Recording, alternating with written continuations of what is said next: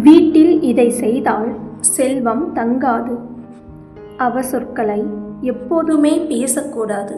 குறிப்பாக வெள்ளிக்கிழமை மாலை 5 மணி முதல் 7 மணி வரை அவசொல் வார்த்தை பேசுவதை முற்றிலும் தவிர்க்கவும். வீட்டில் துர்நாற்றம் வீசினால் பணவரவு குறைந்து கஷ்டம் உண்டாகும். ஆடைகள் மற்றும் துணிகள் சிதறி கிடந்தால் வீட்டில் செல்வம் தங்காது. ஒருபோதும் வீட்டில் பெண்கள் அழக்கூடாது. அவர்கள் அழுதால் வீட்டில் செல்வம் தங்காது. இவையெல்லாம் வீட்டில் செல்வம் தங்காமல் இருப்பதற்கான அறிகுறிகள். அடுத்தது, சித்திரை மாதத்தில் நாம் செய்யக்கூடாத 8 விஷயங்கள் என்னென்ன? சித்திரை மாதத்தில் கிணறு வெட்டக்கூடாது.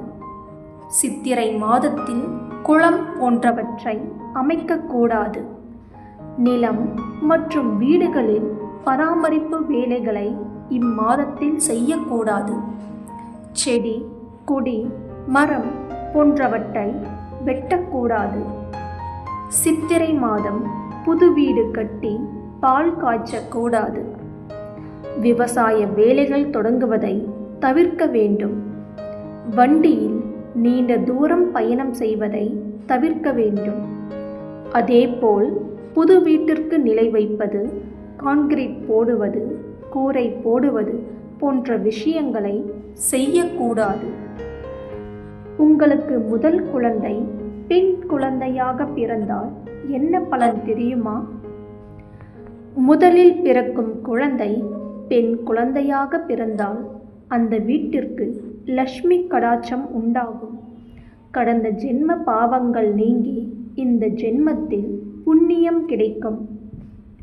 பிறந்த பெண் குழந்தை அப்பா சாயல் அல்லது ராசி சார்ந்து இருந்தால் தந்தையின் தலையெழுத்தை மாற்றி அமைக்கும் சக்தி அந்த குழந்தைக்கு உண்டு. அந்த பெண் குழந்தை திருமணம் ஆகி செல்லும் வரை அந்த குடும்பம் செல்வ செழிப்புடன் சுபிட்சமாக இருக்கும். அந்த பெண் கணவன் வீட்டிற்கு சென்ற பிறகு கொஞ்சம் கொஞ்சமாக வறுமை தலை தூக்கும். உணவருந்தும் போது செய்யக்கூடாத தவறுகள். சாப்பிடும் பொழுது கன்னத்தில் கை வைத்துக்கொண்டு சாப்பிடக்கூடாது. ஒற்றை விரல் மற்றும் நீட்டிக்கொண்டு சாப்பிடக்கூடாது. சாதத்தை உருட்டி உருட்டி சாப்பிடக்கூடாது.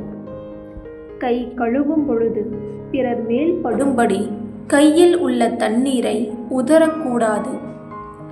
பந்தியில் இருக்கும் பொழுது அடுத்தவர் மனம் புண்படும்படி பேசக்கூடாது. உள்ளங்கையில் சாப்பாடு ஒட்டாமல் சாப்பிட வேண்டும். சாப்பிட தொடங்கும் முன்பு உணவளித்த கடவுளுக்கு நன்றி சொல்ல வேண்டும். கோவிலுக்கு செல்லும் போது செய்யக்கூடாத விஷயங்கள். வீடு சுத்தம் செய்யாமல் வீட்டில் செய்யும் பூஜைகளை நிறுத்திவிட்டு கோவிலுக்கு செல்லக்கூடாது. கால் அலம்பாமல் கோவிலுக்கு செல்லக்கூடாது. கோவிலின் உள்ளே மூக்கு சிந்துதல், எச்சில் துப்புதல், கொட்டாவி விடுதல் கூடாது. தீபம் ஏற்றிவிட்டு விரல்களால் தள்ளக்கூடாது. கைகளை சுவற்றில் துடைக்கக்கூடாது.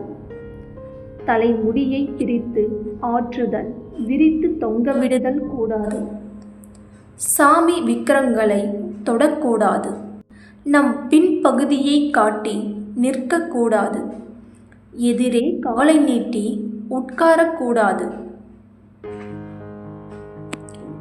நாம் சாப்பிடும் முறை எப்படி இருக்க வேண்டும்? நின்று கொண்டு சாப்பிடும் பழக்கத்தை மாற்றி குடும்பத்துடன் அமர்ந்து ஒன்றாய் சாப்பிடுங்கள். எந்த வகை சாப்பாடாக இருந்தாலும் நன்றாக மென்று கூழாக்கி சாப்பிடுங்கள். அவசரமாக சாப்பிட வேண்டாம். பேசிக்கொண்டு டிவி, செல்போன் பார்த்து கொண்டே சாப்பிடக்கூடாது. சாப்பிடும் பொழுது இடையில் தேவையில்லாமல் தண்ணீர் குடிக்காதீங்க. கடைசியில் தண்ணீர் குடிக்க மறக்காதீங்க. போதிய அளவில் தண்ணீர் பருகுங்கள். பிடிக்காத உணவுகளை கஷ்டப்பட்டு சாப்பிட வேண்டாம். பிடித்த உணவுகளை அளவுக்கு அதிகமாகவும் சாப்பிட வேண்டாம். ஆரோக்கிய உணவுகளை அதிகம் சாப்பிட பழகவும். இரவு உணவில் முள்ளங்கி, கீரை உணவுகளை சேர்க்க வேண்டாம். சாப்பாட்டுக்கு அரை மணி நேரம் முன்பு பழங்கள் சாப்பிடுங்கள். பின்பு பழங்கள் சாப்பிட வேண்டாம். சாப்பிடும் முன்பு சிறிது நடந்துவிட்டு பின்பு சாப்பிடவும். இரவு சாப்பிட்ட பின் நடப்பது நலம். சாப்பிட்டு 2 மணி நேரம் கழித்து தான் தூங்க வேண்டும். சாப்பிடும் முன்பும் பின்பும் கடவுளுக்கு நன்றி சொல்ல மறக்காதீர்கள். ஆண்கள் இவைகளை எல்லாம் செய்யக்கூடாது.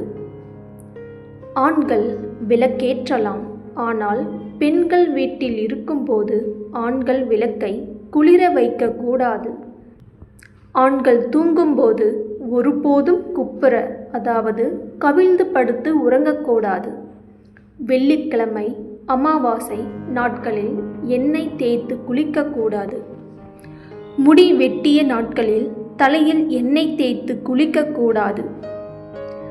மயானம் வரை சென்று சுடு தண்ணீரில் குளிக்கக்கூடாது. தலையில் எண்ணெய் தேய்த்தால் வழியும் வரை தேய்க்கக்கூடாது. அப்படி தேய்ப்பதாக இருந்தால் தலை அலசிவிட வேண்டும். தலையில் இருந்து எண்ணெய் வழியக்கூடாது. மனைவி கர்ப்பமாக இருந்தால் கடலில் குளிக்கக்கூடாது. அதற்கு தலை முழுகுதல் என்று பெயர். அதேபோல் மனைவிக்கு வளகாப்பு நடத்திவிட்டால் கணவன் முடி வெட்டக்கூடாது. தலைச்சன் குழந்தை ஆணா அல்லது பெண்ணா?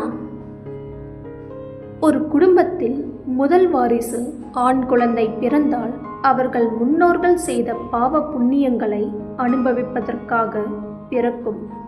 பெரும்பாலும் மூத்த மகன்தான் கர்மாவை அனுபவிப்பார்கள். அதுவே குடும்பத்தின் முதல் வாரிசு. பெண் குழந்தையாக பிறந்தால் அது முற்பிறவியில் தான தர்மங்கள் அதிகமாக செய்தால் மட்டுமே பெண் குழந்தை பிறக்கும். அந்த குழந்தை பிறந்த நேரம் வீட்டில் அதிக செல்வாக்குடன் வளரும். குடும்பத்தில் செல்வ வளம் அதிகரிக்கும். லட்சுமி கடாட்சம் பெருகும். இப்படி எல்லோர் வீட்டிலும் நடக்கும். கவனித்து பாருங்கள், உங்களுக்கும் புரியும்.